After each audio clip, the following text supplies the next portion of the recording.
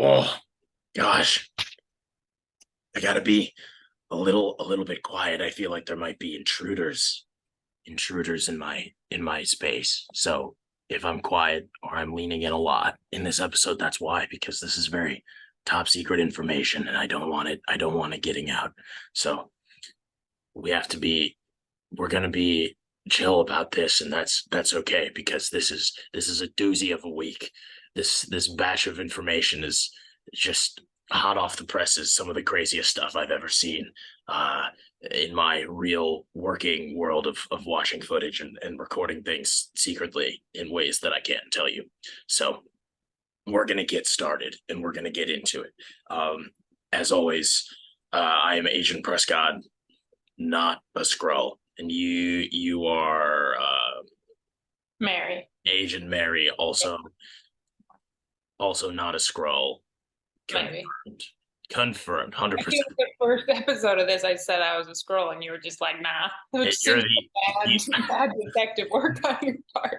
you're the only person I can trust, and trust me, I have a long history of knowing when someone is a scroll. It's a huge part of my personality. So please don't question it. Um, let's get into this footage. So this starts off with the totally unexpected and completely surprising reveal that Gaia did not die. So none of us saw that coming. I don't think anyone could have possibly seen that coming. And we find out how she didn't die. And she didn't die because she has also turned herself into a super scroll and has the same extremis powers that Gravik has. Something that I don't mean to brag, I did kind of predict a couple weeks ago. So now we have Gaia with extremis.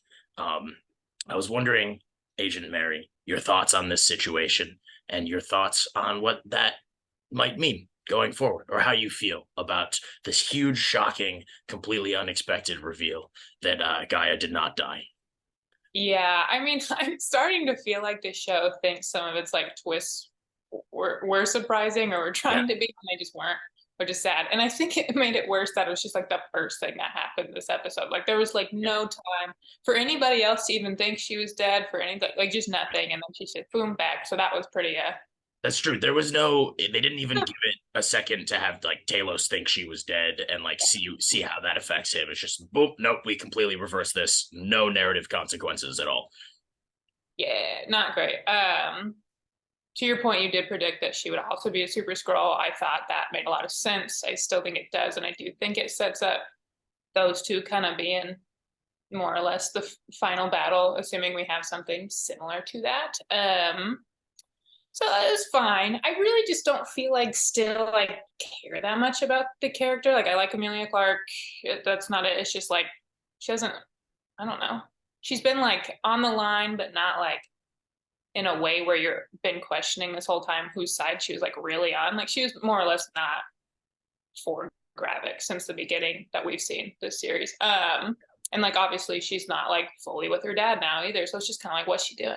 Um, so I don't know. I just it was one of those things I didn't like care even if she kind of was actually dead, but it's also like the twist was pretty And just I feel like everything you just said sort of sums up kind of. I think this episode is the one where I really started to feel some of the criticisms that have been lobbied towards this show, because I think that they were all kind of here in full force, and a lot of it can be exemplified in what you just said, where I feel like when they are pulling off twists, they're fun ideas, and yet like the execution just isn't there. Like they either don't give it enough time, like the editing is weird. They either don't give it enough time to really hit, or they do, but it's like the surprise they give a lot of time is one that we don't really care about.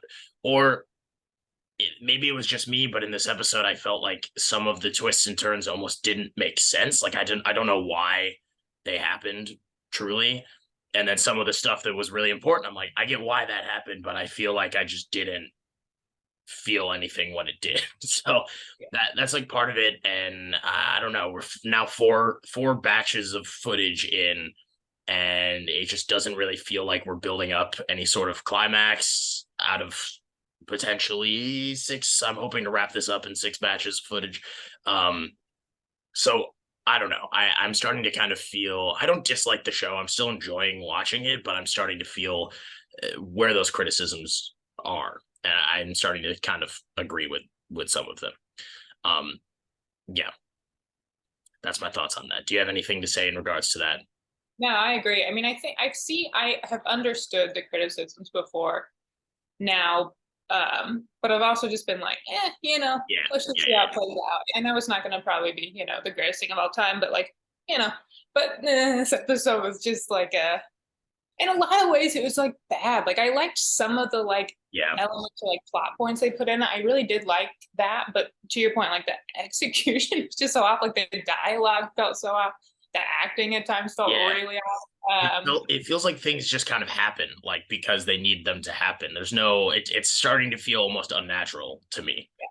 No, I agree. I feel like this episode really, it's sad because like I think when I originally watched the first 2 episodes, I was like, I think there's a chance that there's something they could pull off that would be really cool. And now, to your point, we're at 4, and it's like, I don't know, I don't think Yeah, that's happening. like they really got to stick the landing. Yeah. Yeah, well, we go straight from the Gaia reveal directly into more information on Sir Nicholas Fury and his relationship with his wife, question mark.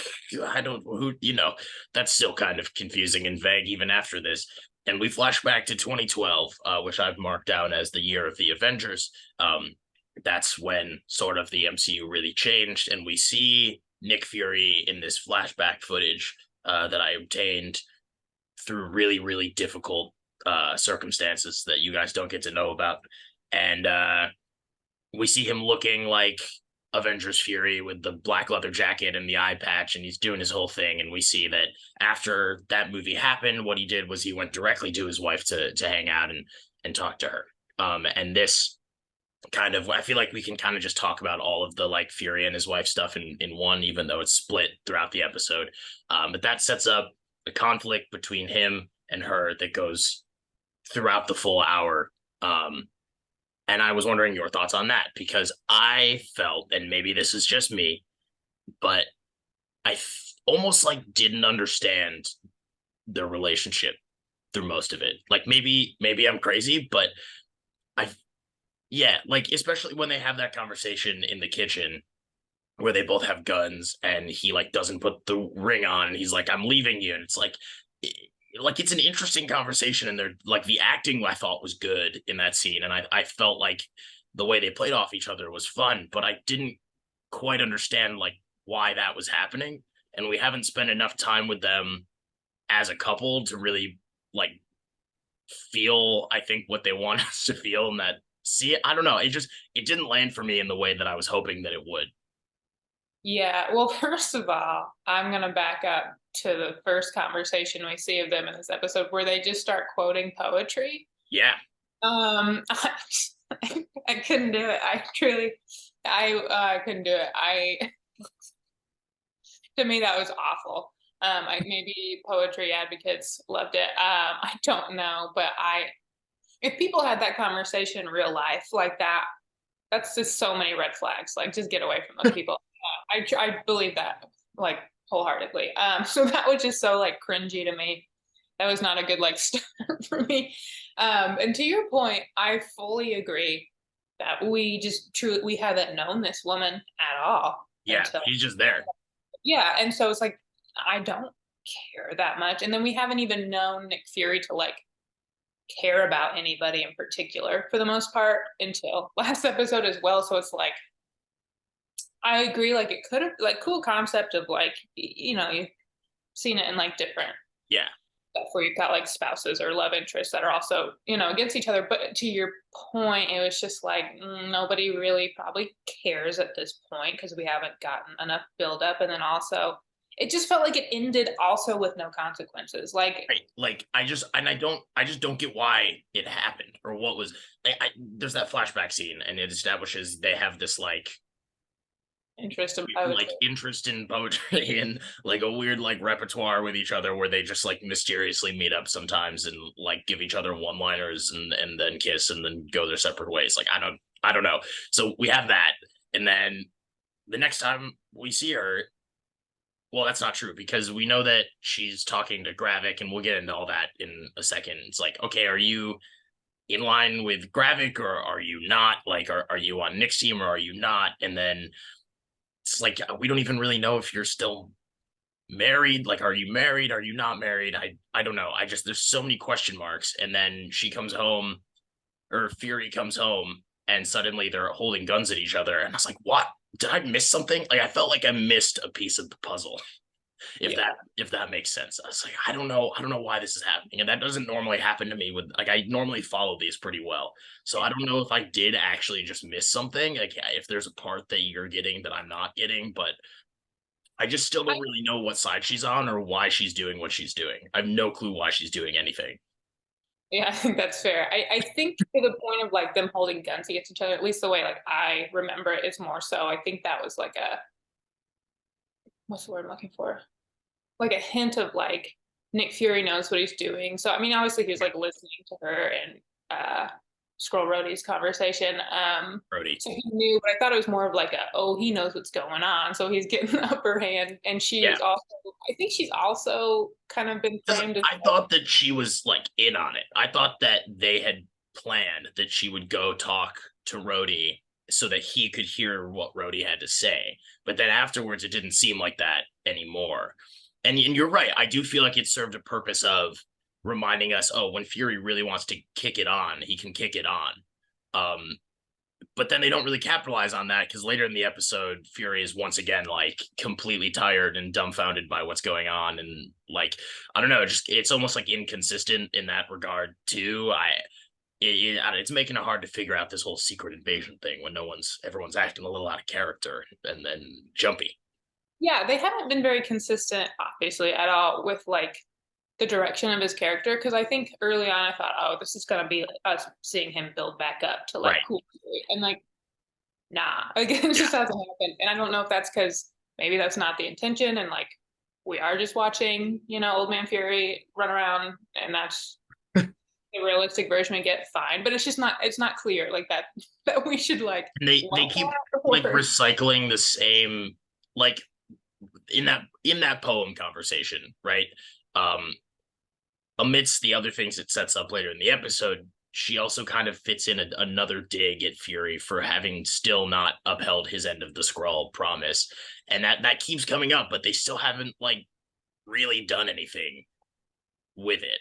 I don't know. I feel like the path for the show was very clear at the beginning, and now I'm like, what are we doing? Ooh, you know what I just thought of? I feel like with a lot of other MCU series, not all of them, but several of them, like the second to last episode has been a flashback episode for the whole time. So That's true. maybe next episode we get, I don't want a full episode of it, but like a full episode of like learning Maybe. what that full promise was, like how that sort of unraveled over time, or him going to space and running away. That's probably a big one as well. That's So also potentially true. I mean, like, I know where the show or batch of footage is going, but it sounds like you're saying I'm going to have to pull off yet another highly sensitive, difficult mission to obtain a lot of footage that I'm not supposed to have. Um, and I'll have to do maybe the thing that happens in that first Mission Impossible movie where I'm like hovering directly above a computer and I'm not allowed to sweat. That's always a thrilling Thursday afternoon. So maybe we'll get that done and that will happen next week. But I don't know. There's still time for a reveal that like Fury, we've been watching Skrull Fury the whole time, and real Fury's still on the ship. But I'm like, at this point, you haven't even done enough for that to really hit. Like, if they did that, it would just feel like a cop out now because they didn't do that. They haven't set that up in like a meaningful way. yeah, I agree. I think it would be somewhat of a relief, just of like, I don't want this to end like it is currently. I do think the more I have said this, or I've thought about it since I said it about 2 minutes ago at most, I do feel like the next episode might be a flashback episode because that a big question we have is like, what the fuck with this space stuff? Right. what organization is this fully? What what did he do? And if there is a scroll Fury or real Fury, he's probably still right in space. Um, so that would like help explain that. Um, I, but I don't want that because I just feel like if that's the case, then that means the sixth episode is just picking up where like this one left off. Yeah, and Like, then we're right back to that like classic Marvel footage situation of we're at the last episode and it feels like there's a million plot lines to execute to conclude in a satisfying way, and you have 1 hour to do it. And I despise being in that position because you really want it to be good, but you just like don't know how that's possible at this point. yeah, the more I'm thinking about it, I feel like I think it's probably a issue either way, even if the next one isn't just a full flashback. I think at this point there's a lot to do and it Yeah. doesn't feel like they're handling it well. Um, but I agree. I think that would be another example of something that just wasn't built up or like the foundation was not laid for us to really be like, whoa, crazy if he Right. is a whatever. I do feel like I'd rather like a better Fury like roll up at the end than like Right. nothing, but at the same time, eh, you know. Well, I feel like this batch of footage, the way it operated was there was sort of like three major storylines that it just bounced between throughout. And we just talked about one of them, which is like Fury and his wife with multiple names. Well, actually, before we move on, one thing I did like, but in that between Fury and his wife, um, her speech about how she ended up with the human shell that she has and how it was like this dying woman who didn't want to die, didn't want her family to know that she was going to die, and was like, this is an opportunity for me to live on in like a weird roundabout way. I actually thought that was kind of beautiful. Like I did like that speech. Like it was, I like diving into that aspect of Skrulls on Earth. And if there is a Skrull who's not necessarily trying to like be evil or take over or whatever, but they have a human shell, what happens to that person? I just thought this was a really unique way to get around the like, oh, there's another person who looks just like her out there. Oh, there's another person, but she's locked in a basement somewhere because this person just likes the way that she looks. I will say I liked that little bit. I just thought that was one of the most interesting things that happened in the episode, and it didn't have anything to do with it. Was just straight like narrative world building, which was really really cool for me. That I just wanted to throw that out there.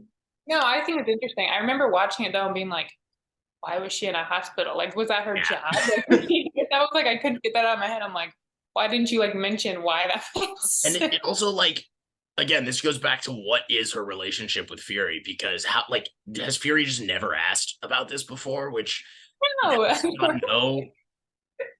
Do they hang out ever? Like, what's going on? Oh, I will say like their last little exchange where she was like, would you still have loved me if that was like in my, scroll Yeah, form? And it's just a long pause until the guy goes, I guess we'll never know. I was like, ooh, that's a no. That's Fury for no. And I was like, oh boy, that's less likable than maybe the show wanted it to be. Just like why? Like why was that necessary? It I think wasn't. people can relate to that idea. I get that. It's like why we that doesn't, to your point, does not help us like his character in this. Yeah, It doesn't help us like him. It's just I don't. And I know he was joking, but he had a bit of dialogue earlier in the series where he straight up tells Talos like, "I've seen some good look." Like he hints that he can find squirrels attractive, which I know it might have been a joke, but I I don't know. It's a whole thing now. I would never fall in love with a Skrull, so I don't know, but he just seems.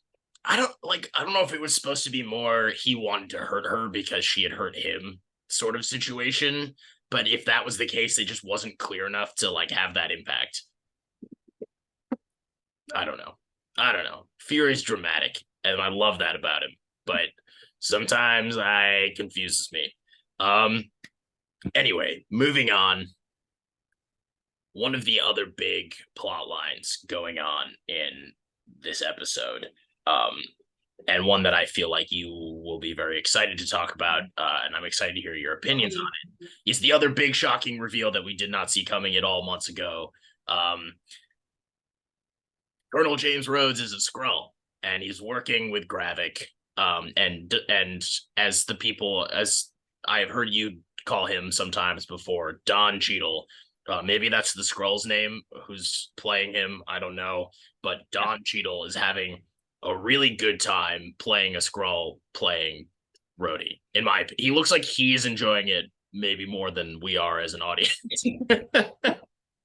And that's all we need, That's all we need. That's all we need. Yeah. He's having a good time. No, I mean, it's one of those things I was really hoping it wouldn't be that, because it did seem just too obvious, because it's like the one other than Nick Fury, like a big character. Like we put one Avenger here. Right.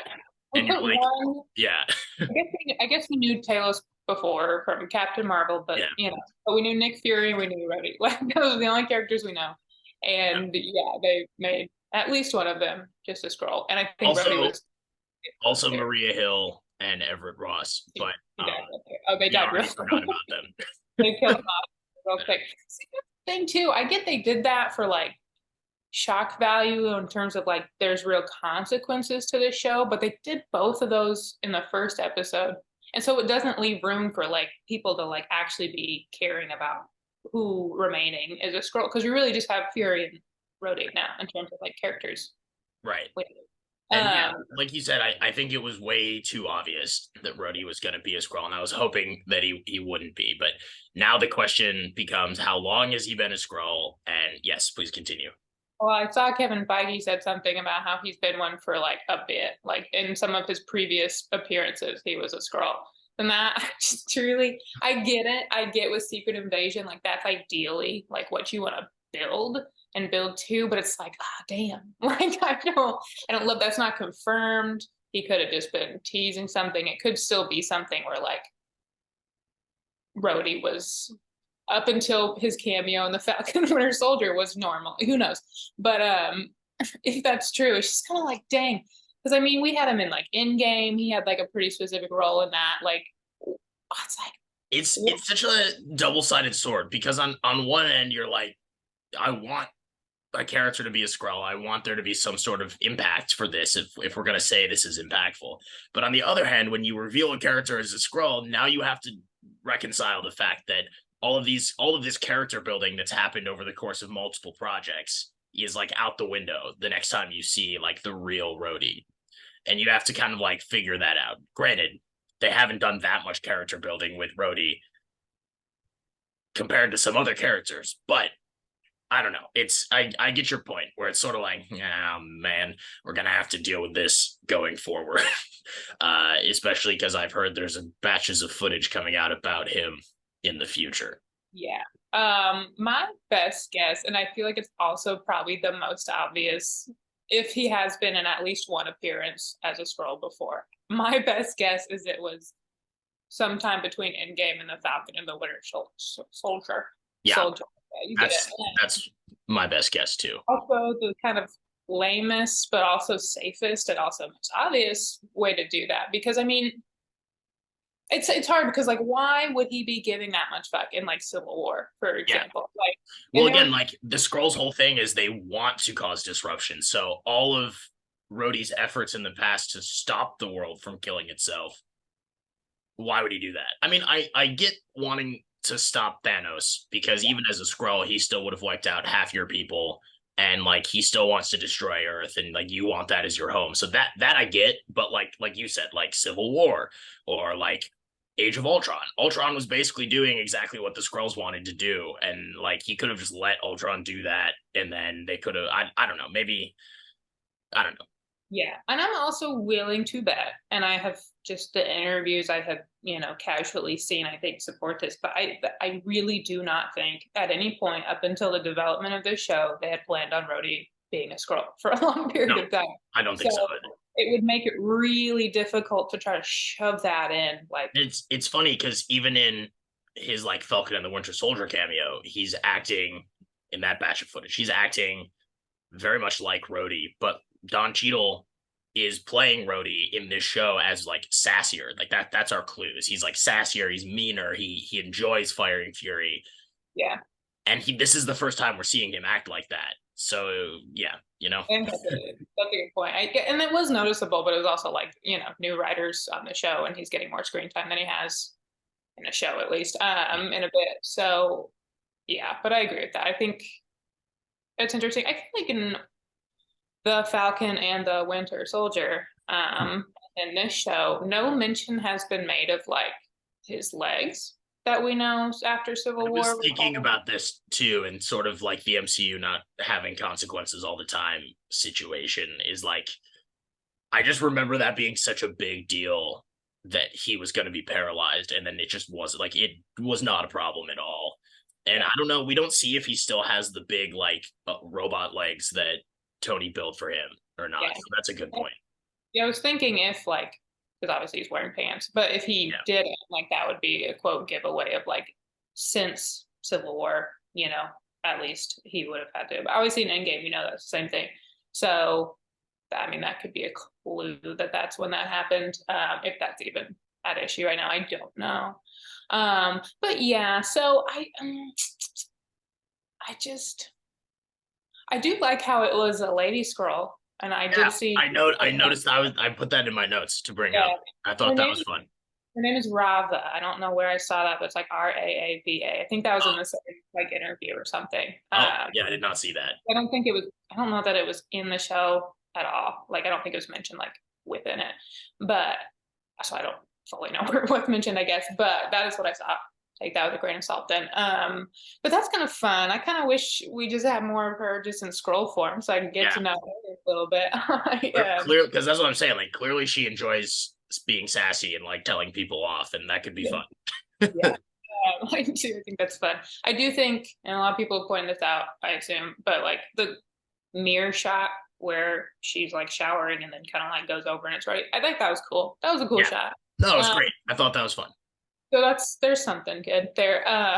But yeah, it was also just like uncomfortable. And I get, we don't know how long he's been a Skrull, and it could have been very recent. Don't know, but it was uncomfortable for me, someone who loves Rhodey, to like listen to him talk to Priscilla. Yeah. Whatever. He called her Priscilla. It's like, her squad doesn't matter. But and then I will point out that, what was Priscilla? Was it Priscilla Davis? Because she said the name of the woman she took. That was the human name. Yeah. Yeah. Okay. So that makes more sense then, I guess. But I don't know why Skrull Rhodey would call her that, right? Like, it doesn't matter. But when he was talking to her and he just got so like, Gravik is my supreme leader and I do anything Gravik says vibe. I'm just like, oh, not really, and I get that's not him, but it's just like, I didn't like that. What did you feel about, I mean, we've kind of discussed that conversation, but because Skrull Rhodey, as I have seen some people say, Scrody, he has a scene with Fury in this again as well. And they kind of get back to that stuff, that spark that we really liked in episode 2, although now there's a little bit less juice because it's episode 4. But I did make note of like, I like the whole like Pappy Van Winkle and like Fury knowing that Rhodey is a Skrull, but like having to talk around it, but also not like kind of being obvious about it. I thought that was fun. I enjoyed that a little bit. I just like their chemistry as actors, especially when they both get to kind of be like a little ferocious with each other and get to play in that realm. But yeah, I wanted to bring that up, and then how that kind of leads to one of my favorite comedic bits of the episode, which was that Rhodey still had like the alcohol on his breath, and the president being like, "Did you pregame our meeting with the Russians?" I did enjoy that. That was funny. I thought it was funny, but I also was just like, "What is the point of it?" What I'm saying? No, it's a funny bit. Also, like, I don't know, the president's there in this episode, and I thought for sure towards the end the president was going to die to make room for the next president, who may or may not be Harrison Ford. And because at this point I don't think the president's a Skrull, because they're just kind of like, Ritzen's an idiot and he's easy to manipulate. It's like, all right, cool. So they tried to kill him. Yeah. So what happens with him? Kind of, Uh, yeah. yeah. I don't know if you have thoughts on that, but that was like the next. Yeah, I mean, I like that was like a plot point I liked of like this is a big thing the scrolls are doing that like has consequences within the universe of like killing the president of the United States. Like that's relatively bold. I mean, I guess Iron Man 3 villain kind of tried to do the same thing. Yeah. Yeah. But at the same time, it's like this seems like evil and like, they're doing things and it's violent and blah blah blah. So I like that. But also what we saw, he didn't die. Um Wherever's going to happen. He's just with Fury now, I guess, in the car, which will be interesting. So I like that part of it, but I also felt like that whole scene was so mixed in terms of like, this is fun to watch, and then like someone will say a line of dialogue. I'm like, oh no, like oh no, like I think it was after Talos got stabbed or shot or for the last time or whatever it was by Gravik and Fury just like no, and it was just so it was just hard to watch. Okay, so Uh, that's the next. If we want to just get right into the final topic, we can do that, which is what you've just said. Talos. yeah, That was the other kind of disappointing part of the episode for me. Is Talos wasn't even really in it. He gets a scene with Gaia, where Gaia's being really heavy-handed. The dialogue is so on the nose in that scene, and it did kind of take me out of it for a second. I didn't love it. And then really the next we see him, he's like kind of working with Fury and he's on this mission, and then he dies, apparently. I mean, it could be another fake out, but this one feels a lot more real. Which would be disappointing because him and Fury are like the two best parts of the show. And like you said, Fury's reaction to his death is kind of underwhelming. He just gets really, really wide-eyed and is like, ah, and that's the end of it. I will say the makeup job when he's like half shapeshifted and he's dying to like show that he's dying slowly, that looks really good. And I would like to give a shout out to whoever did that, which for me would be him because he is a real Skrull on my real planet. But if it were to be a makeup job and someone were to do that, it would be hard, and I would congratulate them. yeah, I agree. I feel like multiple like visual things in the show have been good, and they've been good in like small doses. But there'll be a scene or a shot or two. It's like nice. I agree that looked good. I don't know. I felt like first of all, Gravik like shape shifting to the guy carrying him, and then dramatically like later shape shifting back to Groot him, or he Groot somebody at some point. He, Um, he groots he groots some. He's like pretend like we're Russian, and then he immediately uses superpowers, which is really funny to me. And the Groot pull was, I think, the weakest visual effect of the batch of footage because it did look kind of fake. I mean, it was fun. It was a fun idea, but yeah, yeah, and I just felt like okay, I'm like I get he's trying to be dramatic and like kill him in front of Fury more, but it's just like it's like a very intense situation where things are like exploding and guns are going off and everybody's running and he's just like slowly. And I just like you could have done so much more. You have group powers, you have the other powers. We know you have like realistically, like the fact that he's just like sauntering around slowly, it's just kind of silly. Um, yeah, I and Taylor's dying. It's just like I do agree that he and Fury and their like interactions it just were felt like kind of an anticlimactic death for a yeah, character that everyone yeah, seems to love, and that the show prior to this episode had spent so much time talking about and building around, and like we never got to see. There was like more I wanted to see from him and Gaia. There was more I wanted to see from him and Fury. Like, it felt like it wasn't truly his time to die yet, you know? yeah. And it just felt like they did it for the sake of like shock factor, and that makes me sad. I assume it's gonna be something that gets Gaia back into Yeah. it. Like, oh, my dad said, which is just like based on their conversation before, which was meh, but like But on ended with her calling him delusional and walking away. yeah, and so it's like to the extent she does come back to do anything, it's like I guess in theory her only motivation could be like avenging her dad, but at the same time it's like that's my problem with her to some extent. It's just like she's not on any side, which is realistic to some Well, extent, fine, but she's just not like doing anything. Like, as you say this, I feel like this episode is or this series of footage has taken the long road to her being like replacing Talos, like taking his place within the MCU of like, okay, he's dead. Now she's gonna see he wasn't. Oh gosh, Dad wasn't delusional.